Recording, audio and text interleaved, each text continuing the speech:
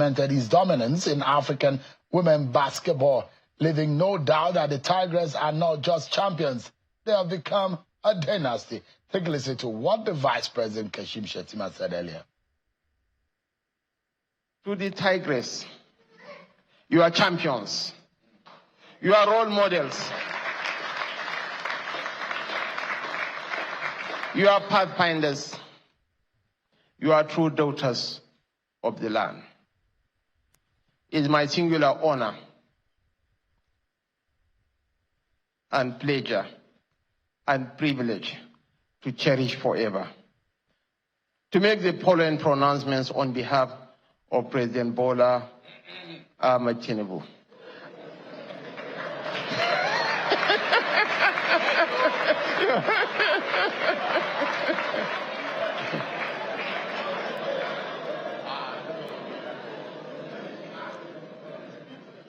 Am I allowed to continue?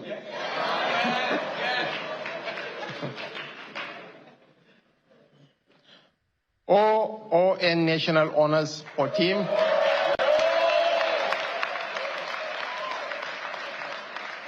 OON National Honors for Team, Coach and Technical Team.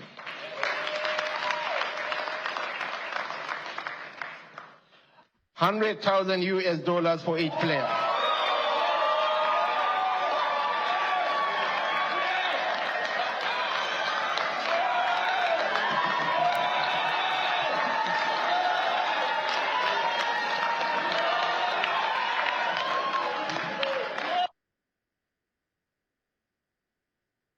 That's the announcement which got a lot of the girls very excited earlier. Who wouldn't be excited? Not just about the victory and the pride that these girls bring to our nation. We're now stamping our feet more than ever as real champions and giants that we really are on the continent. Congratulations to these girls and congratulations to Nigeria. Before we get into our conversation tonight, let me serve you with some of your political roundup stories.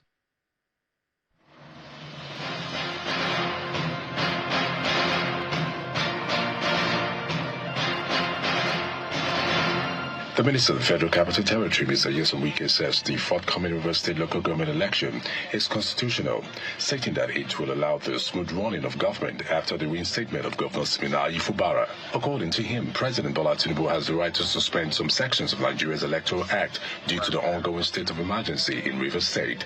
Meanwhile, the minister believes the crisis in the People's Democratic Party, PDP, is over for now.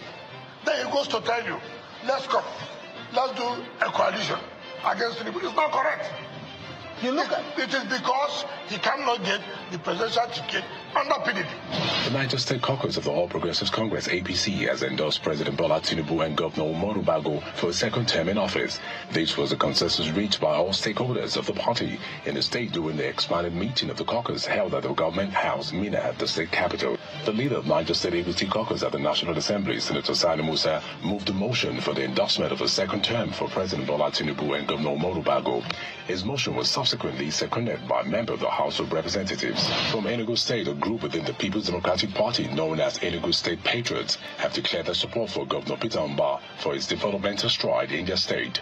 The group notes that the governor's efforts in stabilizing the economy of the state is commendable, stressing that his administration deserves a second term to consolidate its current progress.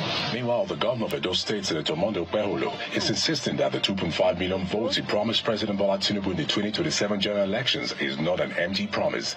Senator Okpeholo insists his administration has embarked on people-oriented projects that will guarantee support for the ruling All Progressives Congress, APC.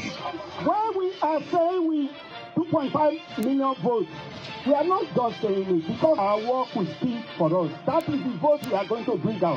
In Anambra State, the All Progressives Congress APC governorship candidate in the governorship election, Mr. Nicholas Ukachukwu, has promised to pay special attention to infrastructural and economic growth of the Nnewi areas of the state if voted as governor. Lastly, from the northeast in Borno State, the state chapter of the People's Democratic Party, PDP, has distanced itself from any coalition with any party and therefore pledges allegiance to the Umar Damamgud-led PDP. In a youth parliament rally organized to galvanize support for the party ahead of the 2027 elections, leaders of the PDP in Borno said the party remains strong as ever and will win all elections in a free and fair contest.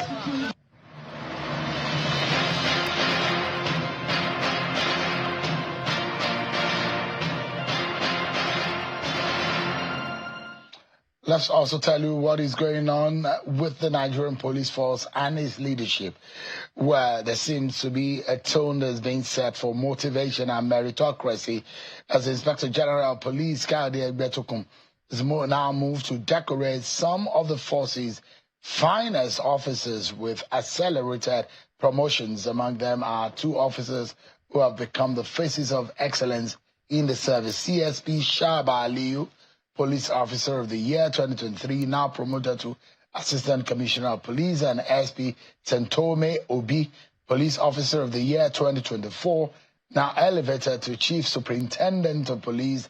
The promotion comes after the Police Service Commission gave its nod to the IGP's pledge that officers who repeatedly distinguish themselves will not just be praised, but promoted. The decoration ceremony is scheduled for Tuesday, that's tomorrow, 5th of August, 2025, at the IGP Smart Conference Room and the Force headquarters in Abuja. A symbolic show of pride. The police jet will fly the award-winning officers to the capital for the event, while their photographs now adorn the entrances of the Force headquarters, as well as zona and state commands across the country. The move is part of a broader morale-boosting drive by the IGP, who insists that in today's Nigerian police force, professionalism, courage, and integrity will not go unnoticed. Other officers who have clinched multiple awards or commendations over the last 2 years are also said to benefit from these round of promotions, sending a clear message to the rank and file in this police force. He says excellence is not the exception, it is the expectation. So, how much value does the government place on Nigerians' welfare? Nigeria's foremost human rights lawyer, Mr. Femi Falana, is calling on the federal government to urgently prioritize the welfare of its poorest citizens, insisting that social investment programs must be fully funded and effectively implemented.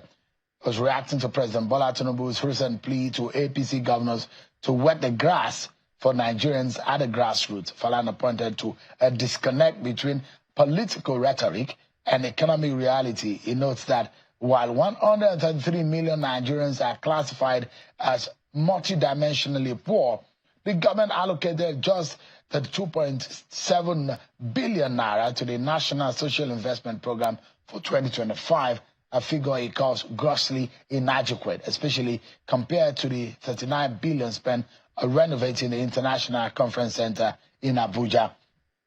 The human rights activities highlighting that several key poverty alleviation initiatives such as Empower, conditional cash transfers, title money, and the National Homegrown School Feeding Program remain underfunded despite the passage of the Social Investment Program Agency Act. Is urging the Federal Executive Council to approve at least 5 trillion naira for these programs and involve trade unions and credible civil society groups in managing the funds to avoid mismanagement. Let's now speak with Mr. Femi Falana, who is live for us from our our Lagos studio. Thank you so much, Leonard Sik, for joining us tonight on the program.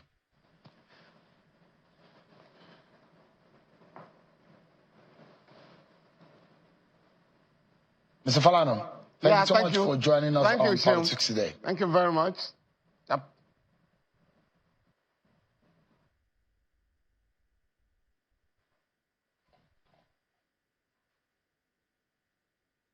Mr. Falana, I can see you. Can you hear me?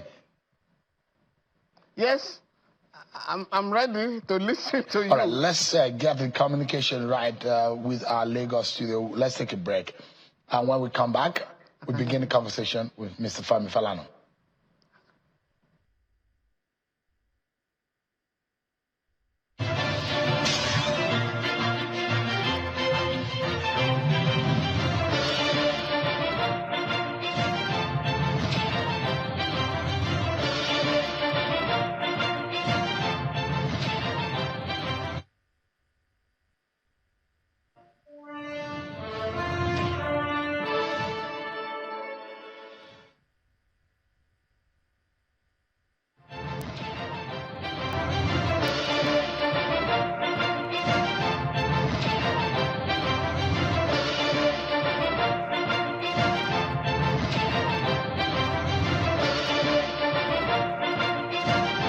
so much, everyone, for staying with us. Let's now begin the conversation now with Mr. Femi Falana. Thank you so much indeed. I guess you can hear me. Hoping that our engineers have been able to establish the communication properly now.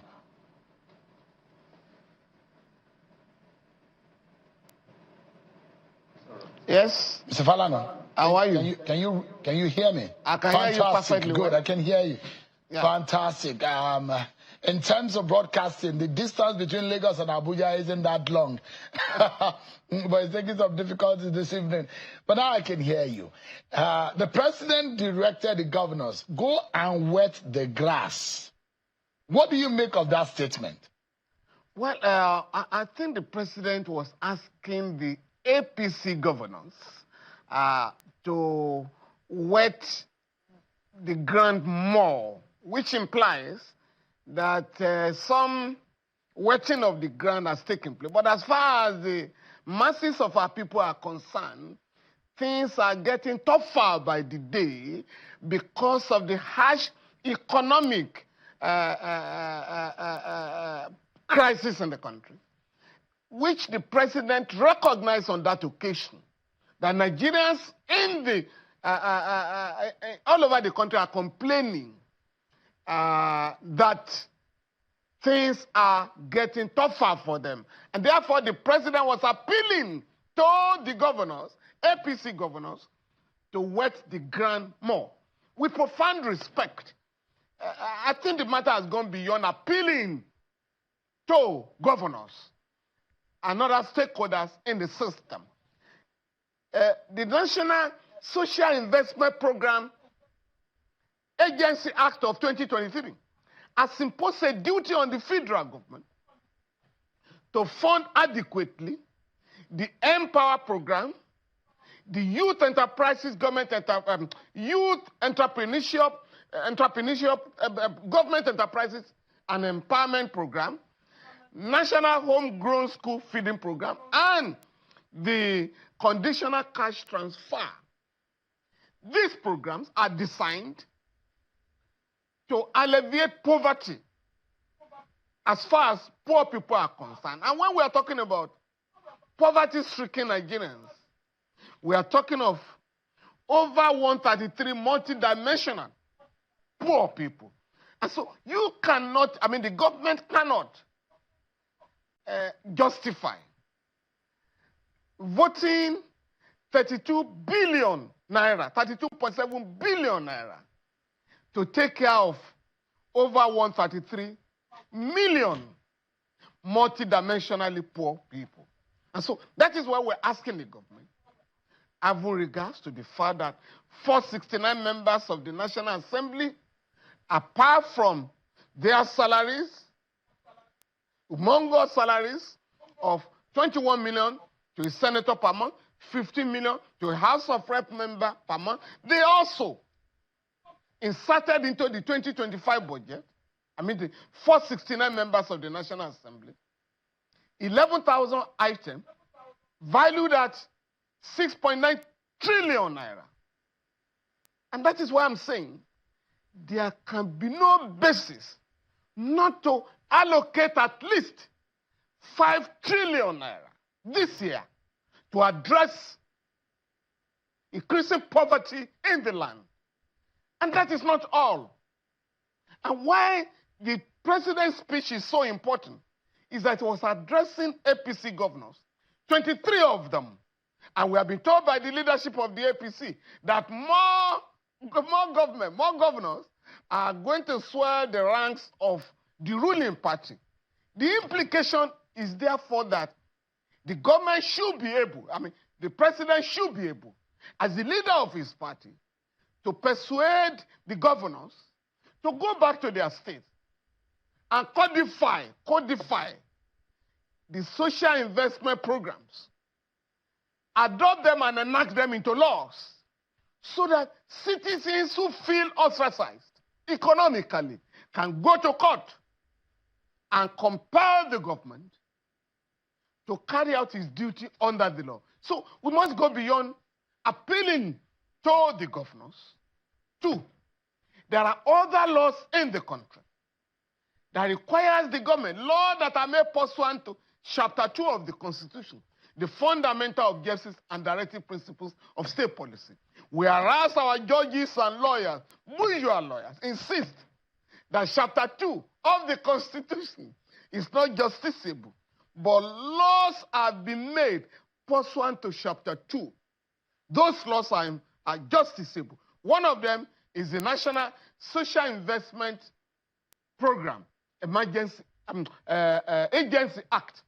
The other one is the Compulsory Free Universal Basic Education Act of 2004. That law insists or provides that every Nigerian child from primary to junior secondary school shall be educated by the government free of charge. What that law provides is that the federal government shall every year set aside 2% of the consolidated revenue fund. State governments are required to pay counterpart fund to access the machine gun. By December 2023, 145 billion was lying fallow in the account of the UBEC.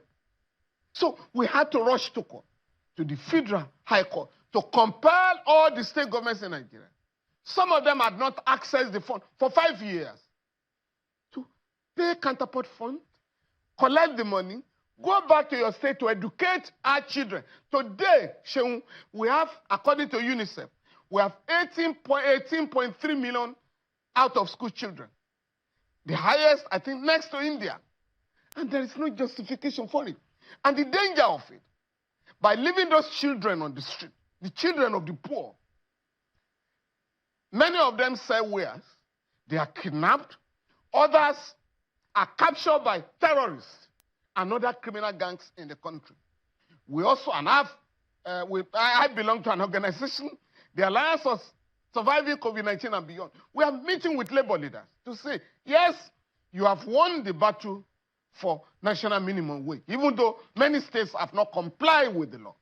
What steps are you going to take to get them to enforce the provisions of the... In addition, you have the National Housing Fund Act.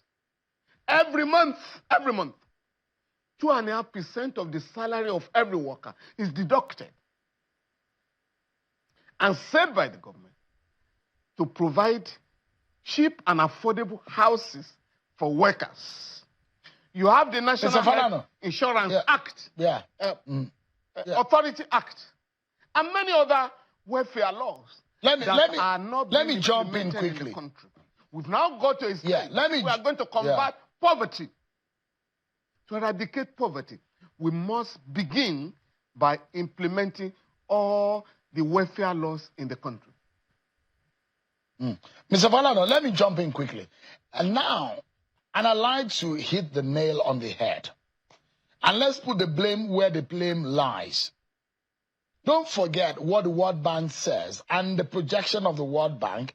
The World Bank has said that with the removal of fuel subsidy, 7.1 million Nigerians in the average would slide into poverty in 2023. In fact, there are those who projected that it might rise to about 10 million people.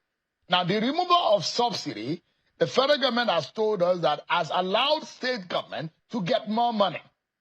That means the money that World Bank says if it's removed will cause more poverty for more Nigerians has gone into the hands of the state government. It is these state governors that the president is referring to say you have to go back. We have not done enough at the local levels. How do we hold these governors to account? They are the ones, because the blame is always to the federal government. Tinubu is cabinet and the federal government. But the Tinubu government has said, we are giving the state more money. Is it not a time for Nigerians to then start asking their governors to say, the monies that you have, what have you done with it? Here on Channel Television, from about tomorrow or next, we will start publishing how much some of these state governors and government have gotten so far in the last 2 years. compared to what they've been getting before the Tinubu government got into office? Is it the time for us to then start holding the state governors to account, Mr. Falana? Well, I just referred to a case we filed in court. Whereas at the time we approached the court, the fund in the UBEC account was about 145 billion. Today, it's gone down to 40 billion. Because of the fact that the list of states that had not accessed the fund was published, many of them have rushed there. And we are confident that very soon we'll get every state government in Nigeria to be up to date in terms of accessing the fund. We want to do that in other areas. I mean, yes, the World Bank can now complain and behave like Pontius Pilate. The World Bank and the IMF, without any research or consultation, insisted that fuel subsidy, electricity subsidy, and the rest of them will have to be removed. The government removed the subsidies. We're in trouble. Now, what we are saying now is that there are laws. We're not pleading with the government. It's not a question of, palliatives now. We are talking of the legal rights of our people to access health, education, and live a better life in the country. So, as we are mounting prayer on the federal government, we also must mount prayer on state governments and ensure that we can mount prayer on local government very soon.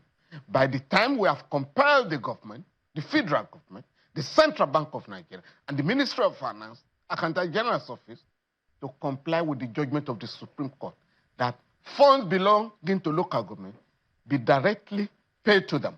That has not been done. So these are the areas we have to address if we want to challenge poverty. Excuse me. Mr. Falana, you have asked that we should have 5 trillion naira allocated to National Social Investment Program.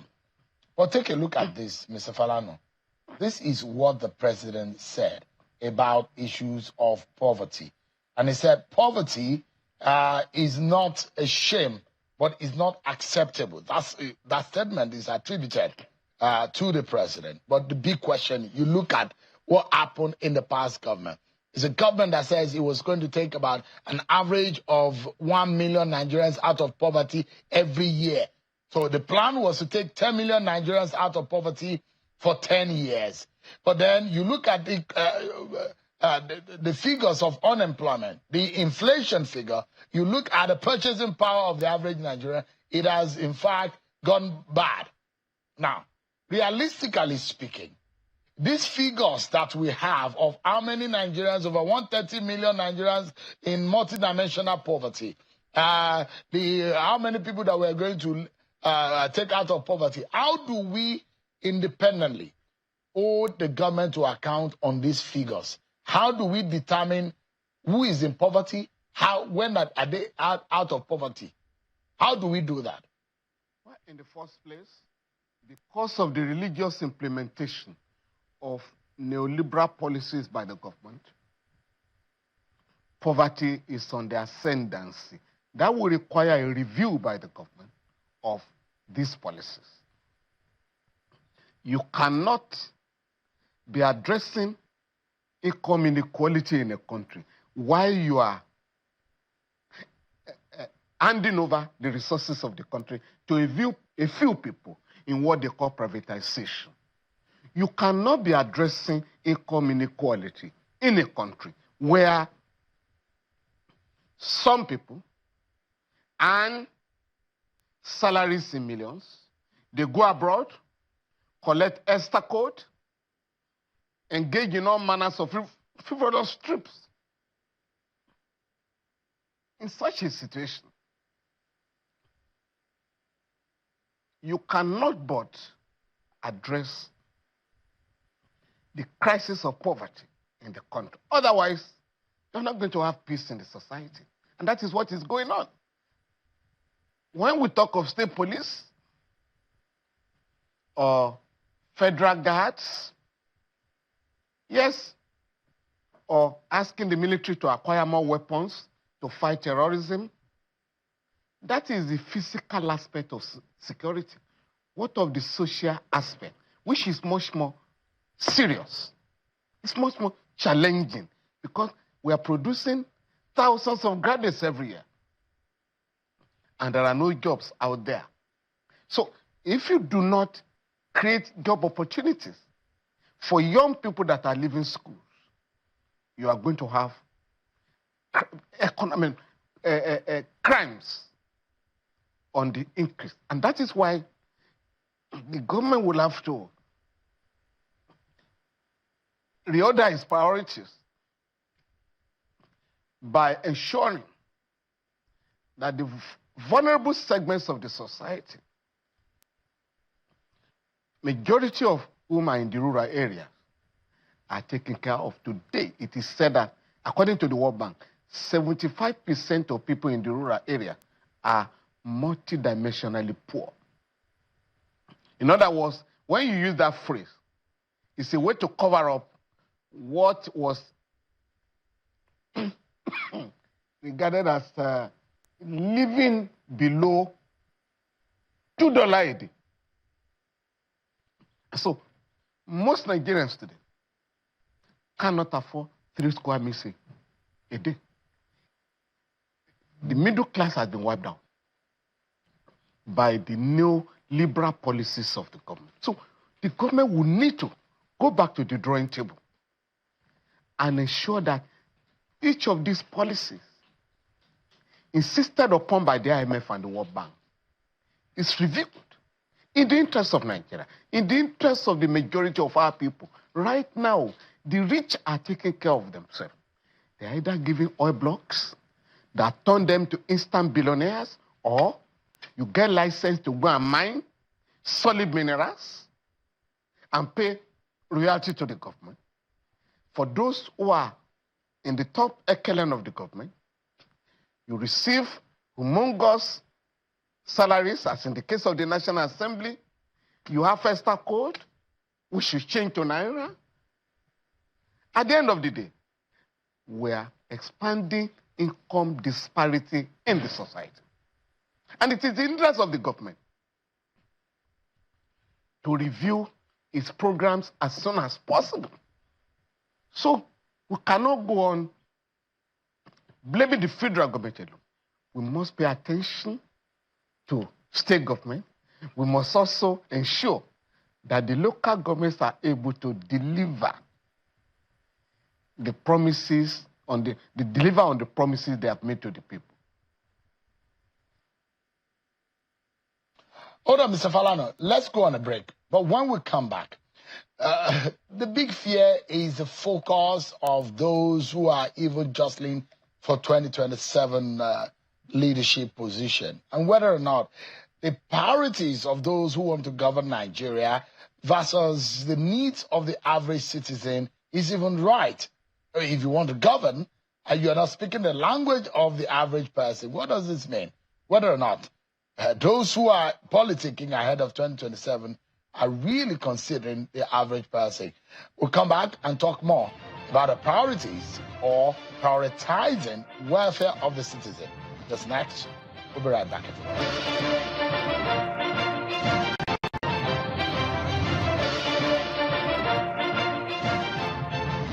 Thank you so much, everyone, for staying with us. Mr. Femi Falana, Senior Advocate of Nigeria, has been speaking with us from our Lagos studio. Of course, I thought you might want to comment on what is happening in Niger State with the radio station and the threat of Governor Bago on the radio station on the issue of rights and what the law says, the place of the NBC, which is the regulator, and whether or not an executive governor could give such a threat in shutting down a media organization in a democracy. No, there is no such law that allows a governor to close down a radio station. I think this, when I read it, I thought it was a carryover from the days of military dictatorship. And our governors will have to appreciate that any policy, any announcement made by them is in consonance with the Constitution and other laws of the land. No governor, not even the president, can order the closure of a radio station. And so arrogance of power is alien to constitutional government. And therefore, the governor of Niger State should be properly advised to familiarize himself with the provisions of the Constitution. I say that without any attempt to embarrass him. The last time, I think he did order that if you had, is it dreaded there or whatever, you should be arrested and have your hair, head shaven, that's not allowed. It's not allowed. So the governor is advised, as soon as possible, to reorder, to reopen the radio station that had been legally closed down. We understand that it's still operating, but the threat is there. The Minister of Information has since responded, but it's good to clear this so that people will know what is right under the law, so that it doesn't become a trend when someone wakes up in the morning, slap their own wrist and say, shut down that media organization in a democracy. And I say that under Section 22 of the Constitution, and in fact in our Constitution, Mr. Falana, without having to take the media profession above every other profession, even the legal profession is not being catered for as the media profession, Mr. Falana. There is a specific provision of the law about the role of the media holding the government accountable to the Nigerian people, Section 22 of the Nigerian Constitution. I'm not sure there is any profession under in the Constitution that is being catered for so as that. And the word there, the active word is shall. It means that it gives the media the power to do his job and his duty. So I wonder, so it's good for you to mention this so that executives, whether now or in the future, will not think that they have the prerogative to be able to shut down or threaten media organization. Yes, but let me take you. Except to advise owners of media houses, including your own, which have been shut down a couple of times, to also learn to challenge authoritarian rule, to challenge unconstitutional acts. So we expect the owners of the radio station to have gone to court by now, so that the governor can know the limits of his powers. And, other governors too. Otherwise, it's going to be repeated tomorrow. I hear something, and I'm wondering, this is about issue of balance and what it portends for our politics and the future of this country, Mr. Falana. You hear Rotimi Amechi saying, I will only do one term. Peter Obi said, I will do one term. What comes to your mind, Mr. Falana, as ahead of 2027? Because this conversation will go on, and the average person needs to be able to make a decision as to what the politicians are saying, what this means in terms of balance of power. As far as the Electoral Act of Nigeria, Electoral 2022 is concerned, the ongoing electioneering campaign is illegal, totally illegal. It's also diversionary. Because what Nigerians expect now, what the law provides for, is governance of the country without distraction. So it's not time yet to campaign. And I do hope that INEC, the Independent National Electoral Commission, would draw the attention of politicians, including the government, including those who constitute the government, to the relevant provisions of the Electoral Act that there is no provision yet, there is no room yet for campaigning in Nigeria 2 years ahead of election. It's not part of our law. If the people in power want to amend the law, that should be done. Having said that, and the media must help Nigeria, particularly when it's time to campaign. We must take politicians out of the cocoon of ethnicity, religion, and other primordial considerations. We must address the problems that are confronting our people. If you say you want to replace those who are in power, what is your solution to the electricity crisis, crisis in the education sector, bad roads in the country, and other problems confronting Nigeria as a nation? It's not just enough to say, I will be in power for 4 years. I will be in power for 8 years. What do you want to do there? And for those who are in power, you have a greater responsibility to concentrate on governance and consult with the people with respect to your policies. So that nobody simply wakes up one day and starts, oh, I'm going to rename a street, without going through the Constitution. We will now have a situation where individuals are naming streets, local government development areas are naming streets.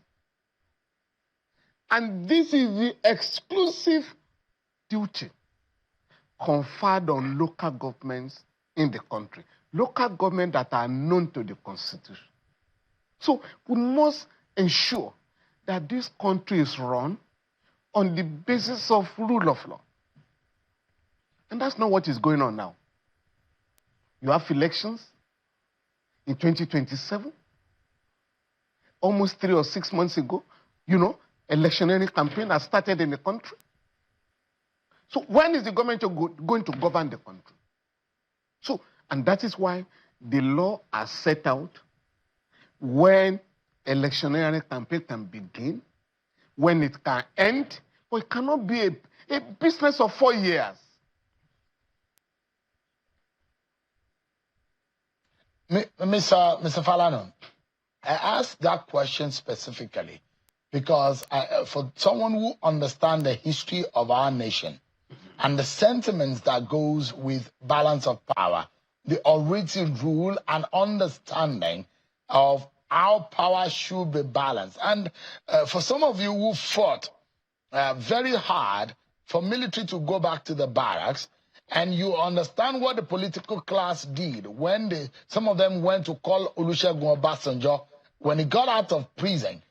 On the heels of MKO Abiola and the military junta that messed up that mandate. And we all understand the sentiment about why power should go to the south, which led us in the Fourth Republic, where we saw Olusegun Obasanjo running the affairs of the country after winning an election on the platform of the PDP. The balance of power over the years have shown a doused tension in the country. And that sensibility is what I'm asking. It's not enshrined in our laws whether or not power should go to the south or the north. But any sensible and any reasonable person in Nigeria, we know that the diversity of our nation needs the elders and the wise to understand how power shift must be arranged. In your own view, how do you think the political elite should handle it? Sheung, I'm not part of that group. Because you see, you insult the Nigerian people.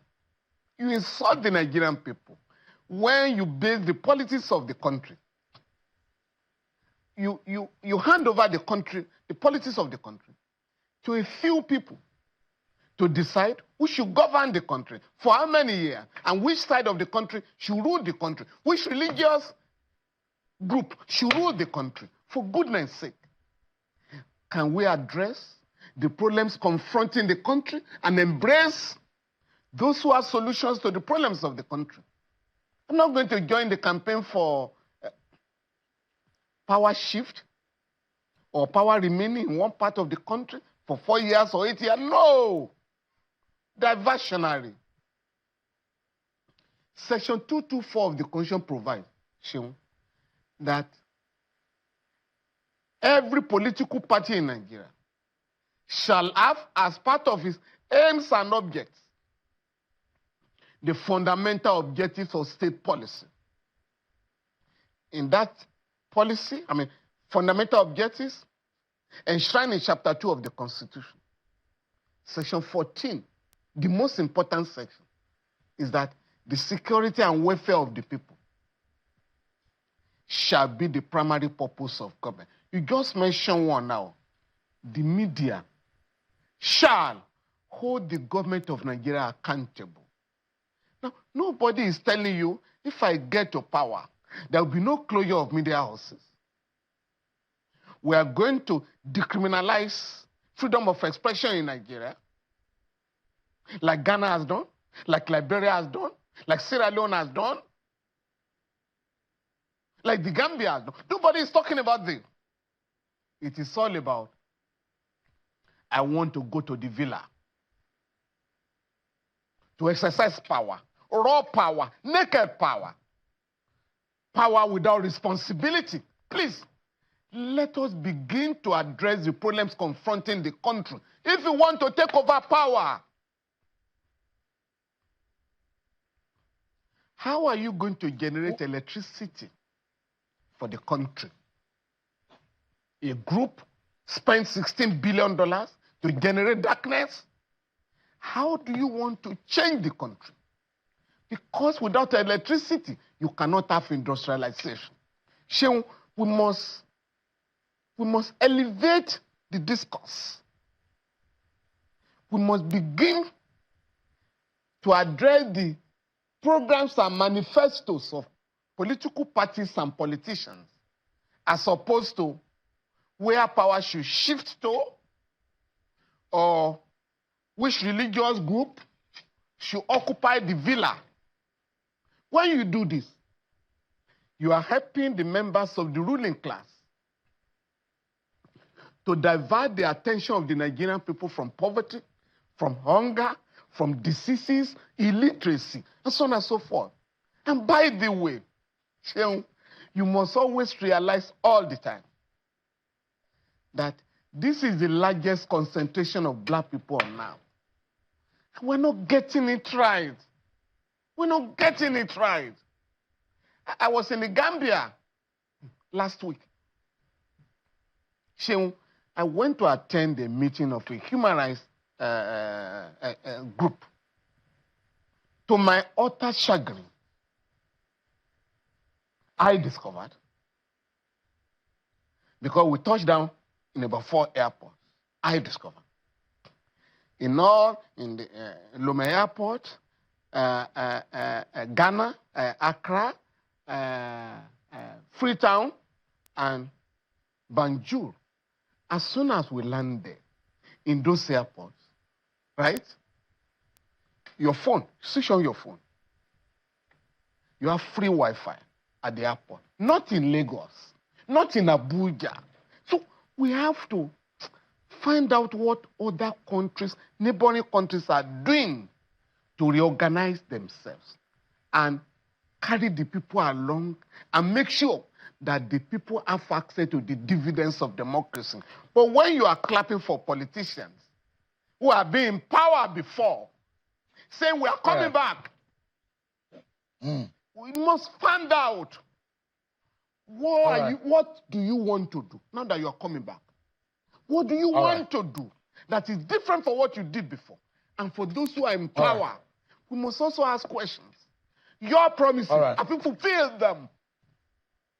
You promised Nigeria, Mr. Falana, that you are going to transform this country from a land of poverty to that of prosperity. Is that what you are doing now? That's all. Yeah. But when you are talking of religion and ethnicity, these guys are very comfortable. And that is why they are so arrogant. Mr. Falana. Yes. Yeah.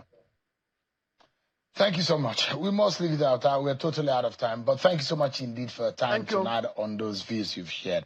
Senior Advocate of Nigeria, Mr. Femi Falana. Always a pleasure having you on the program. Thank you, Sean. That's our show tonight, everyone. Many thanks for watching. I'm Sean Wakimale. God bless Nigeria.